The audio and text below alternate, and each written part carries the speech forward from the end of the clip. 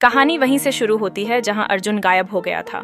गांव वाले सोचते रहे कि वो शहर लौट गया होगा, लेकिन उसका मोबाइल, हवेली के अंदर खून से लिखा संदेश और दहशत सब धीरे धीरे भूलने लगे।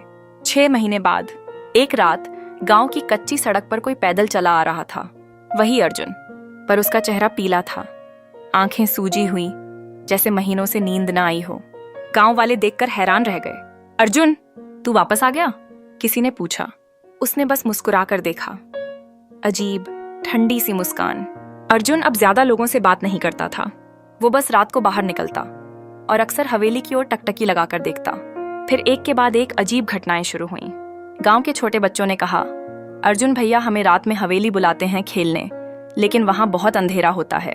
एक बुजुर्ग औरत ने कहा, रात में अर्जुन की आंखें लाल हो जाती हैं, वो बकरियों से खून मांगता है। रामू, जो अर्जुन का दोस्त था, हवेली के पास से गायब हो गया। गांव वालों ने अर्जुन से पूछा, तू हवेली गया था? उसने सिर्फ एक बात कही, मैं नहीं, वो बुला रही थी।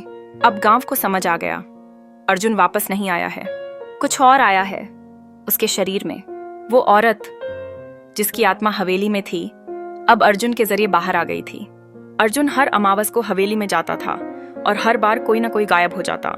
एक रात पूरे गांव ने मिलकर फैसला किया, हवेली को आग लगा देंगे। सब मशाल लेकर पहुंचे। अर्जुन को रोका गया, लेकिन जैसे ही आग हवेली की दीवारों को छूने लगी, पूरा आकाश काला हो गया। बिजली गिरी। हवेली की खिड़कियों से दर्जनों चेहरों की चीखें आने लगीं, बच्चों, औरतों, मर्दों की आत्माएं। और अर्जुन जमीन पर गिरा, चिल्लाते हुए, बचाओ, मुझे अंदर से निकालो, मैं फंस गया हूं।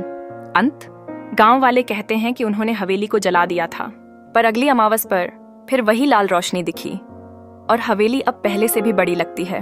अब काली हवेली का नाम बदल गया है, आत्माओं का नगर। और अर्जुन, वो अब हवेली का दरवाजा खोलता है तुम्हें बुलाने के लिए।